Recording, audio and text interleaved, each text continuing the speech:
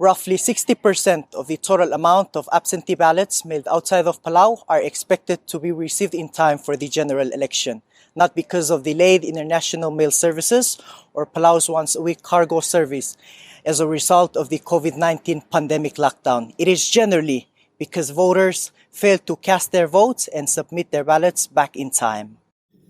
Each absentee ballot is mailed out with a covering reply envelope, an affidavit, and a ballot envelope provided by the Election Commission, including a set of instructions to help guide voters on what to do to ensure they mail a valid absentee ballot to Palau.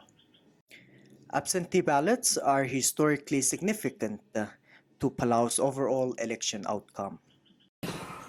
Usually, ikan absentee ballot, kita wadongira tira kita absentee voters, elo ay sige da other bela lo sige da mo girel ger. Through my experience, in Palau lo say, kadam la malil tar other bela when there other absentee voters, among il tingel mo tong okraing alla. Mal make a difference. It does make a big difference. Administrator Simmer further shared the 60% return of absentee ballots during the primary election and the general election is a normal turnout, with or without factors such as COVID and changes to mail services. On October 15th, 2,253 absentee ballots were successfully mailed out.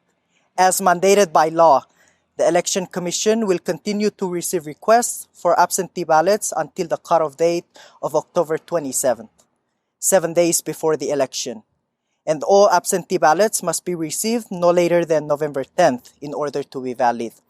Voters are encouraged to follow the instructions provided with their absentee ballots, cast their votes, and have their ballots mailed to Palau as soon as possible. I'm Olkeriil Ngirudelsang reporting for TMC TV News. Thank you.